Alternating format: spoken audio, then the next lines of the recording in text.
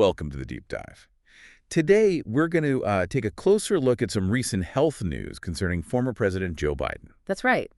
Our aim here is really just to understand the details, the specifics of the situation, based purely on what's been reported. Exactly. We'll examine the information that's come out, piece it together, just exploring the reported facts, no opinions here. Okay, so where did this begin? Well, it seems it all started following a routine medical checkup. Reports mentioned that a small nodule was found on the former president's prostate. A nodule. So like just a small growth or lump, some unusual tissue. Precisely. That's a good way to put it. Small lump or area of tissue that felt different. And the timing on this discovery was around May 13th, give or take. That seems to be the reported time frame, yes. Mid-May. Okay. And I guess at that initial stage, the big question mark was, well, is this nodule benign? Harmless. Exactly. Or is it something more concerning that needs further investigation? That was the immediate uncertainty. Right. And there was also some mention, wasn't there, about symptoms beforehand? Something about increasing urinary symptoms. Yes, that was noted in some reports as well, that these symptoms preceded the actual discovery of the nodule during the exam. Okay, so that leads into the next phase. Yeah. What did the follow-up evaluations show? Well, that's when the news became more serious. By May 16th, just a few days later, the diagnosis was reported. And it was characterized as aggressive prostate cancer. Aggressive. Okay. Did the reports give any more sort of clinical detail on that? I think I saw something about a score. Yes, they did. Specifically, a Gleason score of 9 was mentioned, and that score puts it into what's called grade group 5. Red group 5. Right. Yeah. Can you maybe break that down a little for us? What does that classification actually tell us? Sure. So grade group 5, based on the Gleason score, it essentially signifies that the cancer is considered highly aggressive. You can think of it as being at the highest end of the scale in terms of how abnormal the cancer cells look and how likely they are to grow and spread quickly. So, high risk, basically. Indicates it's fast growing. Yes, generally speaking. A grade group 5 diagnosis usually means it's a rapidly growing cancer with a higher tendency to spread beyond the prostate itself. Needs prompt attention. And speaking of spreading, there was another significant finding reported, wasn't there? There was a very significant one.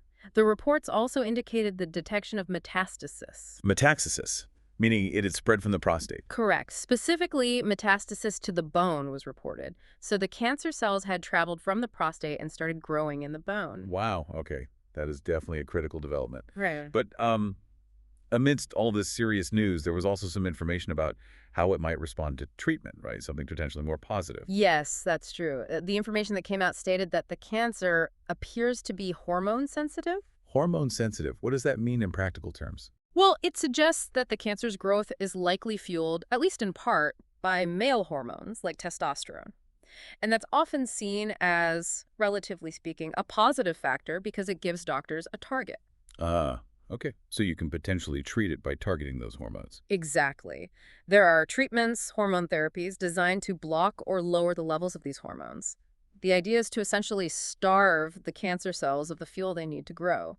So hormone sensitivity can make these kinds of treatments more effective for managing the disease. That makes sense. And reports indicated that the former president and his medical team are currently looking at those options. Yes, that they are reviewing treatment options, with this hormone sensitivity being a key factor in those discussions. Okay.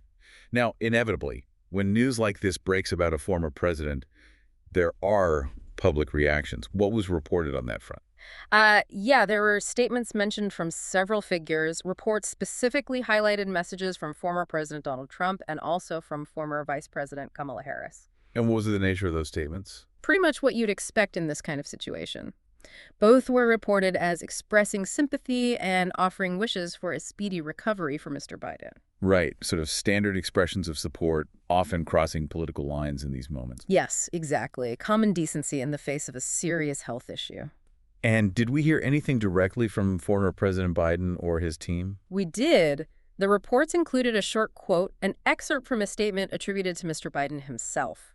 He apparently spoke about finding strength in broken places, which is quite a poignant phrase. And he also expressed gratitude for the support that he and his family had received. Okay. So sort of acknowledging the situation and the public response. Yes, offering a personal perspective on facing this challenge and thanking people for their well wishes. All right, so let's just quickly recap the main points we've covered, just based on the reports. It started with a routine exam, discovery of a small nodule on the prostate.